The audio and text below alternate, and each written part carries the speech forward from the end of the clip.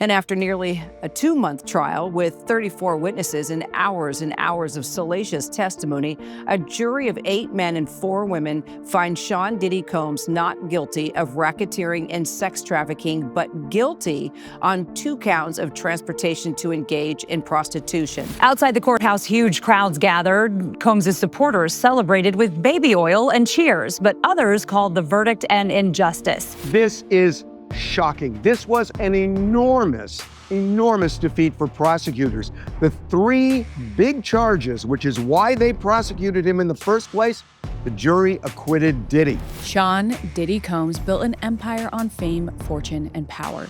But behind the glamorous parties and celebrity image was a world of manipulation, violence, and control. Now, we wait as a judge decides his fate.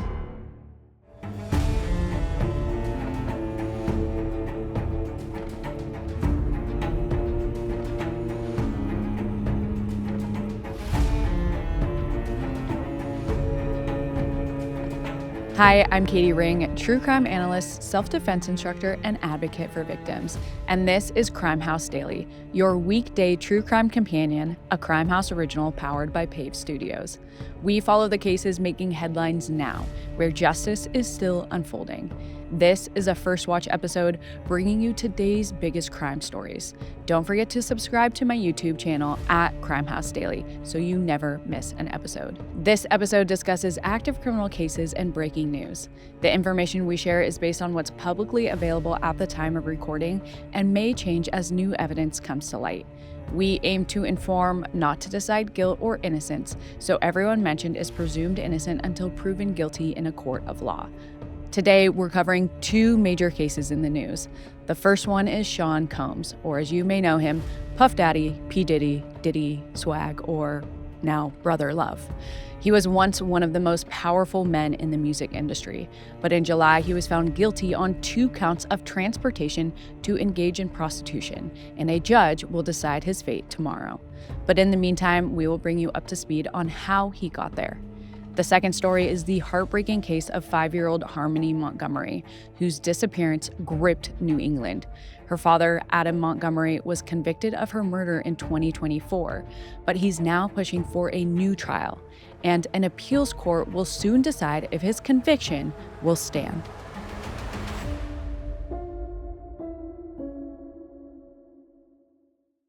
Before we get into today's main stories, we have some updates on the Travis Decker case. If you don't know who that is, he is the father accused of murdering his 3 daughters in a campground in Washington. Law enforcement launched a months-long manhunt, noting that Decker had past military experience and advanced survival training. But in a shocking twist, authorities in Washington have recently announced that they may have just found Decker's remains. They were extremely decomposed and found less than a mile from where his daughters' bodies were found in June. We have an in-depth Night Watch episode on this case coming up, so make sure to stay tuned for that as updates keep rolling in. For today's first story, we're covering one of this year's biggest stories, the trial of Sean Diddy Combs for sex-related felonies. Diddy was charged with 5 felonies, 1 count of racketeering conspiracy, or what is called RICO, 2 counts of sex trafficking by force, fraud, or coercion, and 2 counts of transportation for prostitution. And on July 2nd, he was found not guilty on the RICO charge and the sex trafficking by force, fraud, or coercion, but guilty on both counts of transportation to engage in prostitution. And on October 3rd, he will be sentenced for those crimes. Today, I'm going to get into this sprawling case and everything that led to this point. Along with his criminal charges, Diddy has been sued by dozens of people in civil court for sexual misconduct, including his ex-girlfriend Cassie Ventura, whose civil suit opened doors to this federal investigation. Cassie is a recording artist, actress, and model. She grew up in Connecticut, where she started modeling as a teenager. And after finishing high school in 2004, Cassie moved to New York City to make it as a singer. Shortly after moving to New York, she meets a music producer named Ryan Leslie, and they collaborate on a few songs, including one you may remember, Me and You. It's popular enough to get played in clubs, and one night around 2005, it caught the attention of none other than Sean Diddy Combs. At this point, Diddy is at the top of his game. In 1993, he launched Bad Boy Records and turned artists like Notorious B.I.G. and Mary J. Blige into legends. And Diddy thinks Cassie can be the next big name. So he partners with her and Ryan Leslie to release her album. The album is self-titled Cassie, and it's released on August 6, 2008. It peaks at number 4 on the Billboard charts, and the song Me and You, the song that originally caught Diddy's eye, climbs all the way to number 3 on the Hot 100. But Cassie's musical talents weren't the only thing that Diddy had his eye on. The relationship started off professional, and Diddy played the role of a mentor who simply wanted to make her a star. After all, at 37, Diddy was basically old enough to be 19-year-old Cassie's dad. But Diddy used this position to get closer to Cassie, and in 2007, they began dating. When it comes to relationships like these, the dynamics are incredibly complex. This person has complete control over your career, your finances, your opportunities, and your life. And when you throw celebrity power into the mix, it adds an entire new web of complexities. And it's not long before she's drawn into his over-the-top social life. In 1998, Diddy had started throwing his now infamous event known as the White Party. It's a huge deal to be invited, and everybody in the music industry and Hollywood wanted their name on that list. But Cassie quickly discovers that there are some more sinister activities going on behind closed doors at the White Party, and some of the other more glamorous events Diddy hosted. And he has a name for them: Freakoffs. These freak-offs would usually happen at the after party or the after party's after party, so not everyone in attendance knew about these secret events.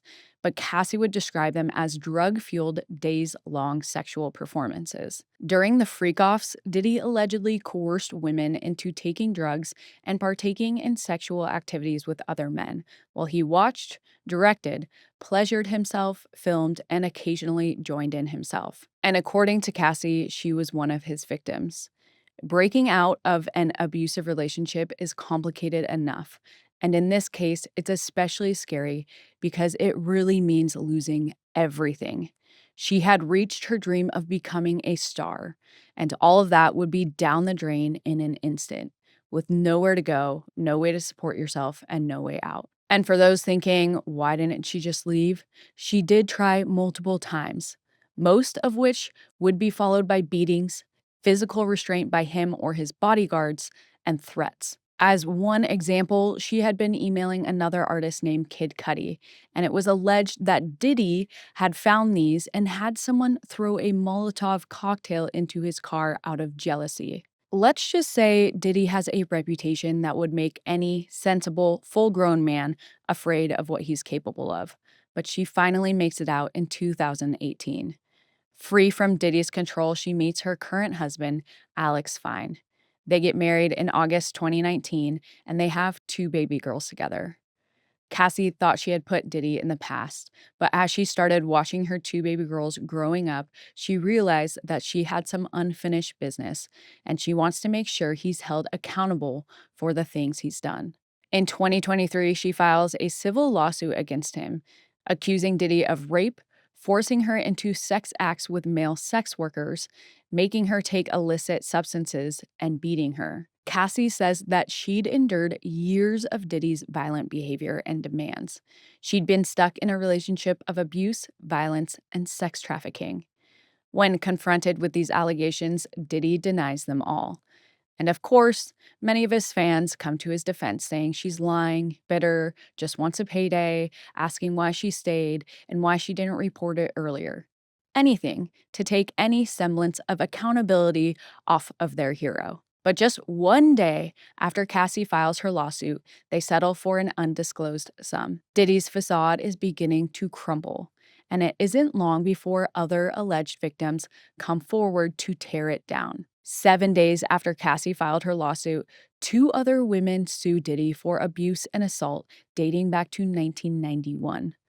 Not only that, but another woman sues him in December, claiming he'd sex trafficked and gang raped her with 2 other men in 2003, when she was only 17. Diddy continues to deny wrongdoing, but in February 2024, music producer Rodney Jones Jr. says Diddy had made unwanted sexual contact with him. Rodney also says Diddy forced him into engaging with sex workers. And as the civil accusations pile up against Diddy, the government moves in too.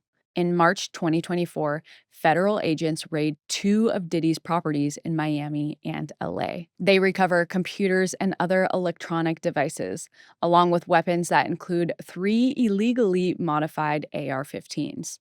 They also find a ton of drugs like ketamine and ecstasy, along with the now infamous 1,000 bottles of baby oil and lubricant. It's starting to look like the stories of Diddy's Freakoffs are true. Despite this, some people are still questioning the victims, until a video of Diddy violently assaulting Cassie in a hotel hallway is leaked and goes viral. And a few months later, in September 2024, he's finally arrested in a Manhattan hotel. He's charged with sex trafficking, racketeering, and transportation to engage in prostitution. Prosecutors also allege that he engaged in kidnapping, forced labor, and bribery.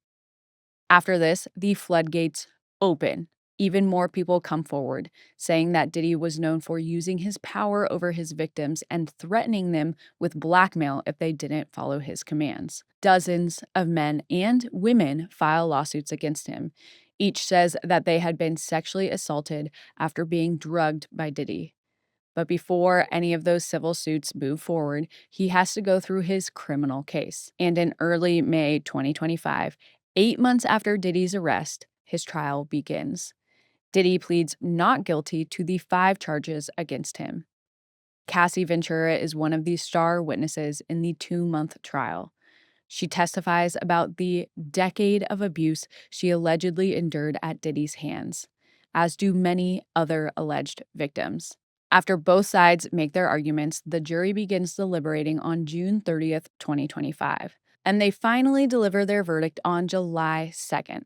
And this is one of those verdicts everyone is paying attention to, one that could have huge repercussions for dozens of people and even society in general. Out of many charges Diddy faces, people are especially interested in what the decision will be on racketeering and sex trafficking. If he's found guilty of these, he could be going to prison for life. So understandably, tensions are high in the courtroom. And for the countless people following on social media, it feels like the whole world is holding its breath. And on these charges, Diddy is found not guilty.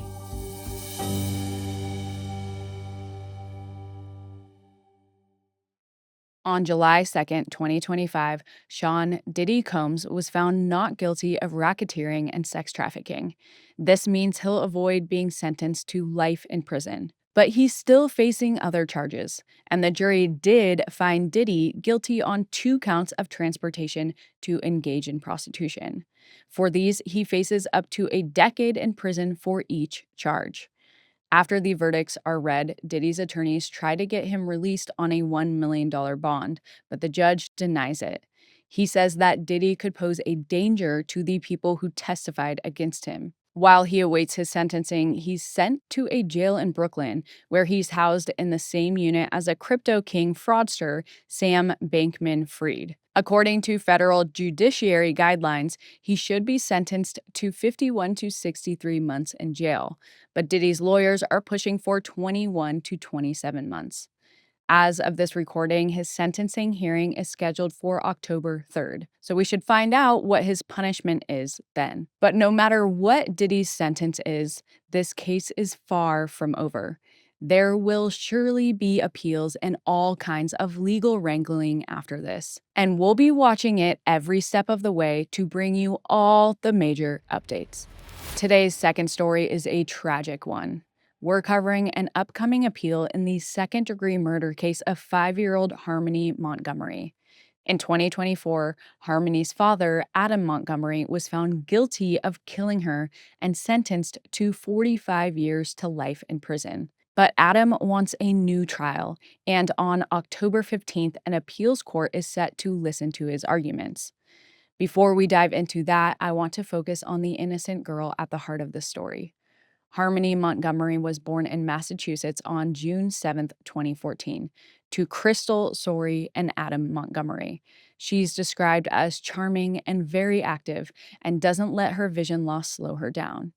At the time of Harmony's birth, her parents are no longer together. Her mother, 24-year-old Crystal Sorey, is given full custody. Her father, 25-year-old Adam Montgomery, who has a history of physical abuse and drug addiction, was in prison when Harmony was born. Unfortunately, Harmony's mom, Crystal, struggles with drug abuse as well and doesn't properly care for her daughter. After several reports to social services, Harmony was put in foster care when she was 2 months old. She's in and out of the foster care system until 2019, when a judge awards Adam, who's now out of prison, full custody. It seems like a perfect reunion. Adam is living in Manchester, New Hampshire, with his wife, Kayla, and their 2 children. They were in a home owned by Adam's grandmother, and a few other relatives live there. It seems like he'd really changed. People around Harmony even said she wanted to live with her father. On Easter 2019, Crystal FaceTimes her daughter, but she has no idea this is the last time she'll see her little girl. A couple months later, in June 2019, Adam's uncle moves out. Unknown to anyone, he calls the New Hampshire Division for Children, Youth, and Families. He mentions that both Adam and his wife, Kayla, are back on drugs and there's no electricity in the home. This is the state of New Hampshire's first involvement with Harmony, and both the Division for Children, Youth, and Families and Manchester Police respond to her great uncle's call. But they don't end up taking Harmony away, and after that, Adam and Kayla's drug use only gets worse. Later that year, the family had to move out of the house and live together in a car. The stress and drugs are getting to Adam, causing him to get more violent, and he turns that rage onto Kayla and Harmony. He's especially angry with Harmony, who's having incontinence issues. And then in late 2019, Harmony disappears. But Adam and Kayla never make any kind of report. It's not until November 2021 that Harmony's mom, Crystal, reports her missing to the police. And as the search for Harmony intensifies, all signs point to Adam.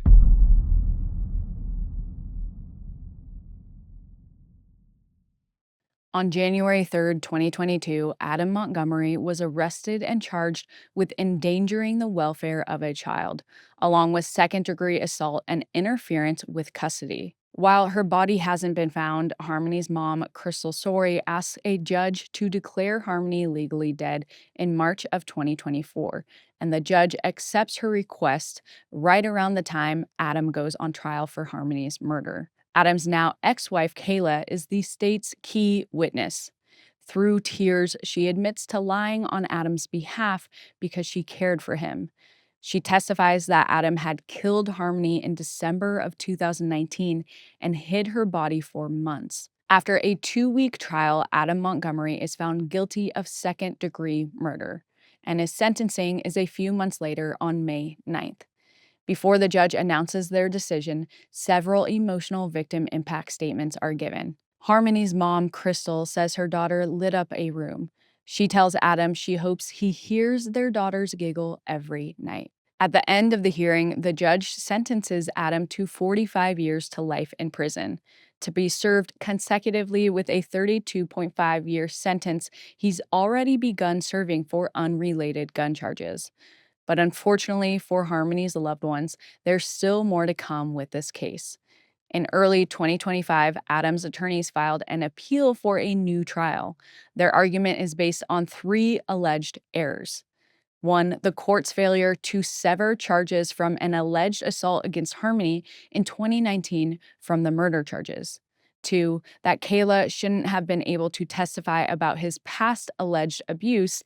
And 3, showing the jury video evidence of an interaction Adam had with police in 2021 when they found him sleeping in his car with only one other passenger just a few days after Harmony was reported missing. For the first and second points, Adam's attorneys argue, quote, the necessary factual connection of the evidence was lacking. Regarding the video of the 2021 police encounter, it was presented to the jury without audio, which Adam's lawyers say shouldn't have happened. They're arguing that the body cam footage violated Adam's right to remain silent, and it could have prejudiced the jury against him because they could have inferred that he wasn't being cooperative. On October 15th, an appeals court will officially hear these arguments. There's no guarantee that just because they've agreed to hear Adam's case, they'll grant him a new trial, or if they do grant him a new trial, that the verdict will change. We'll be monitoring all of the updates on this case, and we'll be sure to bring you any major developments. What did you think of today's case? Drop your thoughts and theories in the comments. And follow us at Crimehouse 24/7 on TikTok and Instagram, and subscribe on YouTube at Crimehouse Daily. For ad-free listening, join Crimehouse Plus on Apple Podcasts. You stay curious, and I'll stay on the case. See you next time.